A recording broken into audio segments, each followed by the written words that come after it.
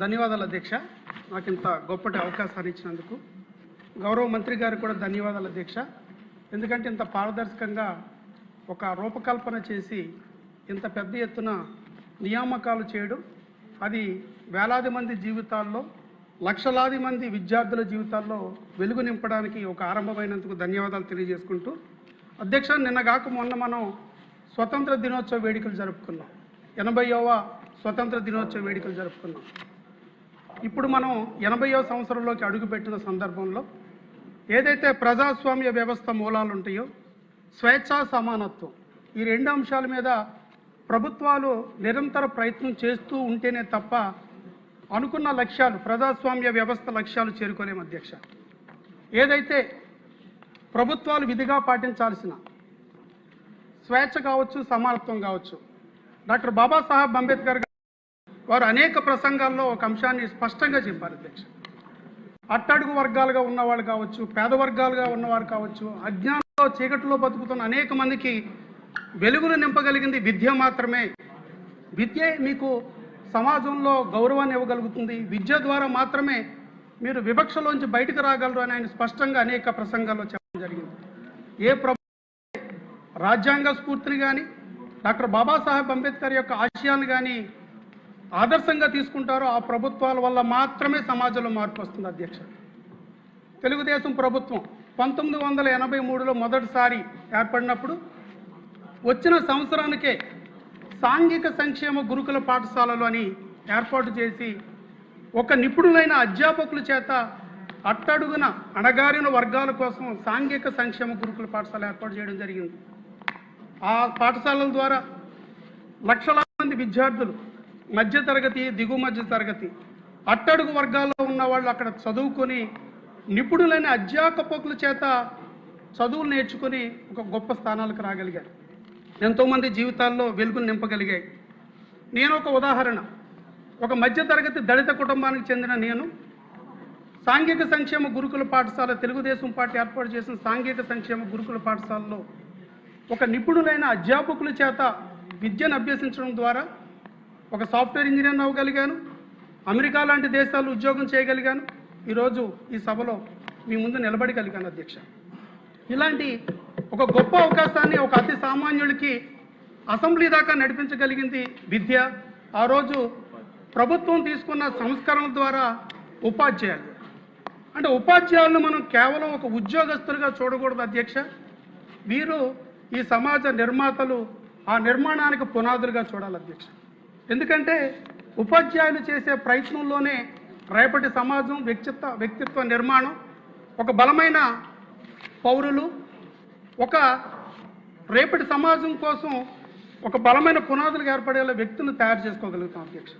అయితే దురదృష్టం, 2019లో జగన్మోహన్ రెడ్డి గారి పరిపాలన ఆరంభమైన తర్వాత ప్రతి సంవత్సరం డిఎస్సి ద్వారా ఉద్యోగ నియామకాలు జరుగుతున్న సందర్భంలో, ఇందాక గౌరవ మంత్రి గారు చెప్పినట్లుగా తెలుగుదేశం పార్టీ హయాంలో 1,80,000 పైచిలకు ఉద్యోగాల నియామకం జరగడం ద్వారా ఎక్కడైతే మా ఎస్సీ, ఎస్టీ, బీసీ, మైనార్టీ, మధ్యతరగతి, దిగువ తరగతి కుటుంబాల పిల్లలు చదువుతున్న ప్రభుత్వ పాఠశాలలో అధ్యాపకుల్ని నియమించడం ద్వారా సరైన నిష్పత్తిలో ఒక మంచి భవిష్యత్తు బయటకు రాగలిగాం అధ్యక్ష.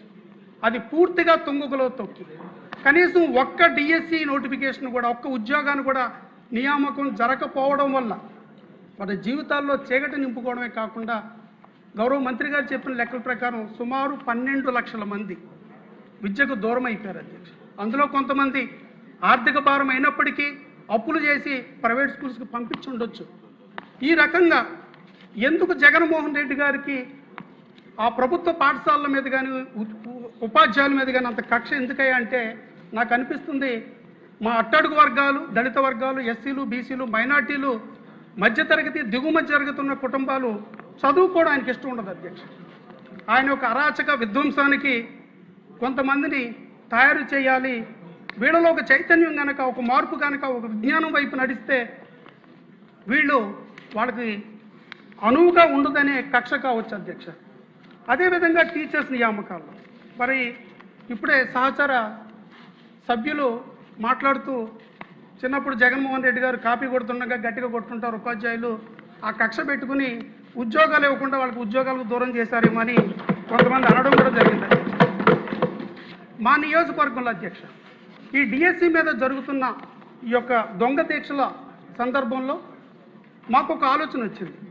అసలు ఈ డిఎస్సి సాధించిన వాళ్ళ దగ్గరికి వెళదాం, వాళ్ళ ఆలోచనలు వాళ్ళ అభిప్రాయాలు తెలుసుకుందాం, వాళ్ళ ప్రయత్నం ఎలా జరిగిందో కనుక్కుందామని వాళ్ళ ఇళ్ళకి వెళ్ళాం అధ్యక్ష. అయితే చాలా గొప్ప అనుభవాన్ని ఇచ్చింది అధ్యక్ష ఆ పరిచయం. ఎందుకంటే ఇందులో కొన్ని ఉదాహరణలు అధ్యక్ష మీ ద్వారా సభ ముందు పెట్టాలనుకుంటున్నాం. తాడేపల్లి వెంకటేశ్వరరావు గారు అని ఒక ఆయన 2018లో కేవలం అర మార్కుతో ఉద్యోగాన్ని పొందలేకపోయారు డిఎస్సి నోటిఫికేషన్. తర్వాత ఆయన 2019లో నోటిఫికేషన్ వస్తుందేమని ఎదురు చూశారు, 2020 ఎదురు చూశారు, 2021 ఎదురు చూశారు, 2022, 23, 24, 25 వరకు ఎదురు చూశారు. అదృష్టం కొద్దీ కూటమి పాలన రావడం ద్వారా గౌరవ ముఖ్యమంత్రి గారి యొక్క ఆదేశాలతో గౌరవ మంత్రి గారి యొక్క బలమైన సంకల్పంతో నోటిఫికేషన్ వచ్చింది.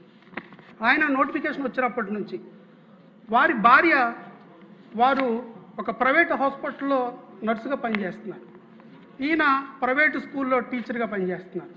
ఇద్దరు ప్రైవేట్ ఉద్యోగస్తులు. తల్లిదండ్రులు పూర్తిగా వీళ్ళ మీదే ఆధారపడి బ్రతుకుతున్న సందర్భం. వాళ్ళకి 3 నెలల బేబీ కూడా. రాత్రిపూట వారికి నర్సుకి వారికి డ్యూటీ పడుతుంటే పగలు ఈయన ప్రైవేట్ స్కూల్కి వెళ్ళి పాఠాలు చెప్పుకుని సాయంత్రం వచ్చిన తర్వాత భార్య హాస్పిటల్కి డ్యూటీకి వెళ్తే రాత్రి నిద్రపోకుండా ఆ బేబీని చూసుకుంటూ చదువుకున్నారు అధ్యక్ష. అతను చెబుతున్నప్పుడు ఆయన కళ్ళల్లో ఒక కన్నీళ్లు చూశాను అధ్యక్ష. ఎందుకంటే అంత ప్రాణంగా ఒక బలమైన సంకల్పంతో అటు తల్లిదండ్రుల్ని మంచానికి పరిమితమైన తల్లిదండ్రులను చూసుకుంటూ మరో పక్కన 3 నెలల బేబీని చూసుకుంటూ భార్య ఒక ప్రైవేట్ హాస్పిటల్లో నైట్ డ్యూటీ చేసి వస్తుంటే అవి చూసుకుంటూ తిను స్కూల్కి పాఠాలు చెప్పొస్తుంటూ ఇంత సంక్లిష్ట పరిస్థితుల్లో ఇంత ప్రతికూల పరిస్థితుల్లో కూడా మొక్కువని దీక్షతో, ఎందుకంటే అతను పదే మనసులో ఒకటి గుర్తు తెచ్చుకునేవారంట అధ్యక్ష, 2018లో అర మార్కుతో కోల్పోయాను, మళ్ళీ కనుక కోల్పోతే నా కుటుంబం జీవితాంతం ఇదే కష్టాలు పడాలి, కాబట్టి నిద్రాహారాలు మానేసి కనీసం ఈసారైనా కొడితేనే నా కుటుంబాన్ని ఒక దారికి తెచ్చుకోగలుగుతానని ఒక సంకల్పంతో ఆయన తాడేపల్లి వెంకటేశ్వరరావు గారు పడ్డ కష్టాన్ని ఈ రోజున ఆ కుటుంబంలో చూసిన ఈ రోజున జగన్మోహన్ రెడ్డి గారు నడి రోడ్డు మీద అవమానపరుస్తూ అవహేళన చేస్తూ ఆయన యొక్క తాలూకా విజయాన్ని త్యాగాల్ని కష్టాన్ని అవమానంగా చిత్రీకరించే ప్రయత్నం చేస్తుంటే ఆయన పడ్డ ఆవేదన ప్రత్యక్షంగా చూశాను అధ్యక్ష. చాలామంది దీనికి పార్టీలను ఆపాదిస్తున్నారు. మా నియోజకవర్గంలోనే పెన్నాడు శ్రీనివాసరావు గారు అని ఒక వ్యక్తి ఉన్నారు అధ్యక్ష. ఆయన కరుడుగట్టిన వైసీపీ వాది. వారి భార్య గతంలో వైసీపీ వాలంటీర్గా కూడా పనిచేశారు. అలాంటి నేపథ్యం ఉన్న కుటుంబంలో కూడా అతను ఒక ఎలక్ట్రికల్ షాప్ నడుపుకుంటూ ఉన్న వ్యక్తి కష్టపడి శ్రమించి అతను డిఎస్సిలో సెలెక్ట్ అవ్వడం జరిగింది. అతను కలిసినప్పుడు అతను చెప్పారు, గతంలో జగన్మోహన్ రెడ్డి గారి గురించి చెబుతుంటే నేను నమ్మేవాడిని కాదు, జగన్మోహన్ మీద ఆయన మీద ఒక తెలియని వ్యామోహంతో పిచ్చిగా నేను పనిచేశాను. ఈ రోజు నా గొంతు కోస్తుంటే జగన్మోహన్ రెడ్డి గారు ఎంత దుర్మార్గుడో నాకు అర్థమవుతుంది, ఇది నేను ఈ సమాజానికి చెబుతాను అని సందర్భం అధ్యక్ష. అలాగే మోహన బేబీ అని ఒక మహిళ అధ్యక్ష, తండ్రి చనిపోయారు, తల్లి మంచానికి పరిమితం అయిపోయింది, ఆ అమ్మాయికి ఇంకా పెళ్లి కాలేదు, 3 అక్కా చెల్లెళ్ళు. 2018లో ఒక అక్కకి వచ్చింది అధ్యక్ష.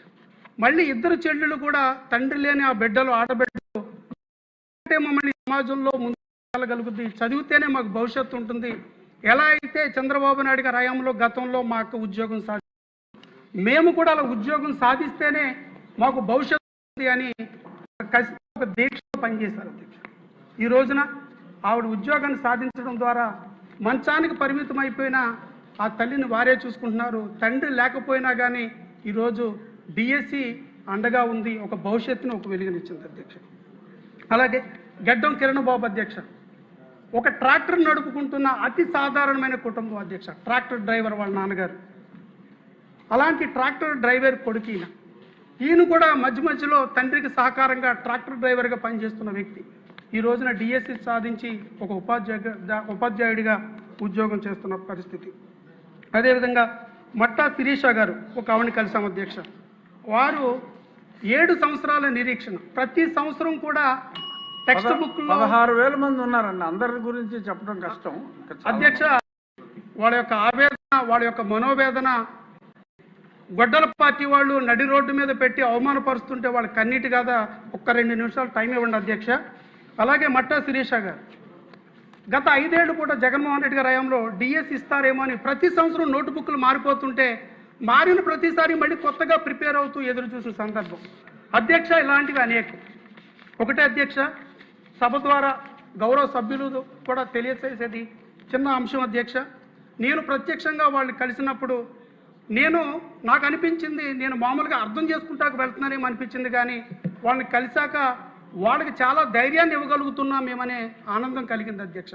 అదేవిధంగా వాళ్ళు కష్టపడ్డ తీరు, ఇప్పుడు దాకా నాకు డిఎస్సి మీద అభిప్రాయం వేరేలా ఉండేది అధ్యక్ష. ఎప్పుడైతే నేను వాళ్ళని కలిసిన తర్వాత వాళ్ళ కష్టం, వాళ్ళ కన్నీళ్లు, వాళ్ళ నిద్రలేని రాత్రులు, వాళ్ళ త్యాగాలు, ఇవన్నీ వాళ్ళ విజయం తాలూకా కథనం మొత్తం చూసినప్పుడు ఖచ్చితంగా అధ్యక్ష గౌరవ మంత్రి గారిని ప్రశంసించకుండా ఉండలేము. ఎందుకంటే ఆయన ఇప్పుడు మొత్తం ఎక్స్ప్లెయిన్ చేసినప్పుడు డిఎస్సికి ఒక అభ్యర్థి ఎంత కష్టపడతారో అంతకి 10 ఇంతలు కష్టపడ్డారు మంత్రి గారు.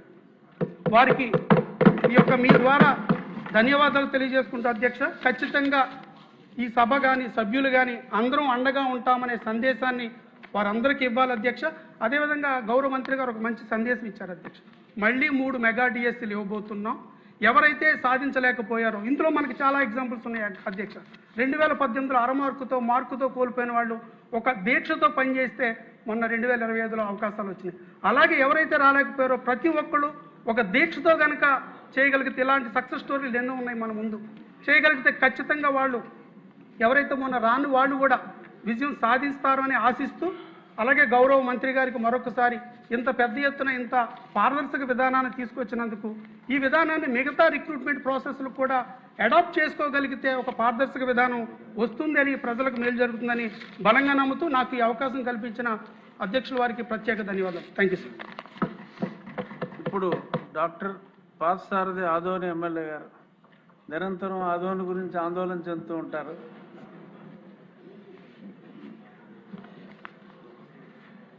ధన్యవాదాలు అధ్యక్ష.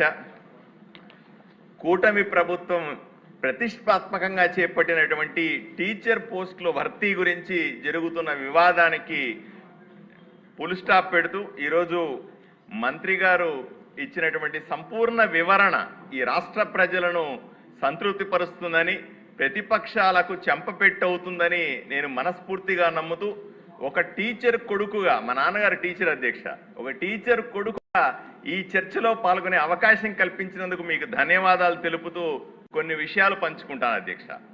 నాకు ఇప్పటికీ గుర్తుంది 2019-24 మధ్యలో నేను నిరంతరం టీవీ డిబేట్లలో పాల్గొనే అధ్యక్ష. మీరు కూడా ఎప్పుడూ టీవీలో కనిపించేవాళ్ళు.